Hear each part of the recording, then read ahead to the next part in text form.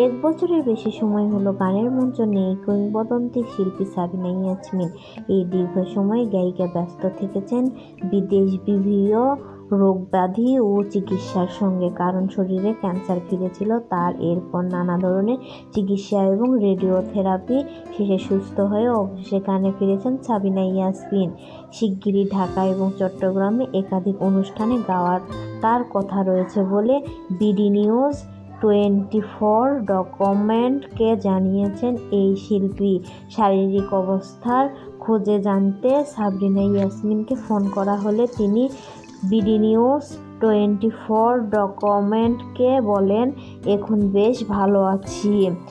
কবে কোথায় হবে গানের অনুষ্ঠান? উত্তরে সাবিনা ইয়াসমিন বলেছেন, 31 জানুয়ারি এবং 1 ফেব্রুয়ারি ঢাকায় 2টি অনুষ্ঠানে এবং পরে চট্টগ্রামের অনুষ্ঠানে গান করার কথা রয়েছে তার। কতদিন পর মঞ্চে গান করতে ফিরেছেন জানতে চাইলে সাবিনা ইয়াসমিন বলে, তা 1 বছরের বেশিই হবে।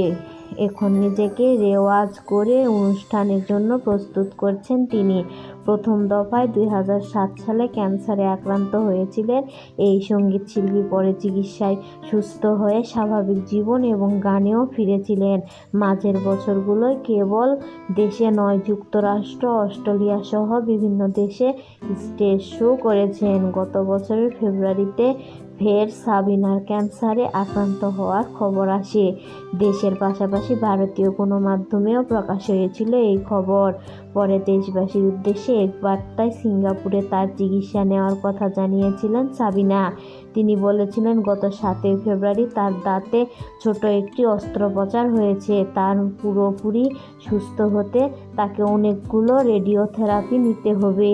কিছুদিন আগে সাবিনা ফিরে আসেন ঢাকায়। এর মধ্যে গত 4 জানুয়ারি ঢাকায় সিনেমার অভিনেত্রী অঞ্জনা রহমানের মরদেহ চ্যানেল আই প্রাঙ্গণে দেওয়া হলে সেখানে এসেছিলেন সাবিনা। ছেলেবেলার বান্ধবী অঞ্জনাকে নিয়ে পুরনো স্মৃতি সেদিন সাবিনা তুলে ধরেন সাংবাদিকদের সামনে।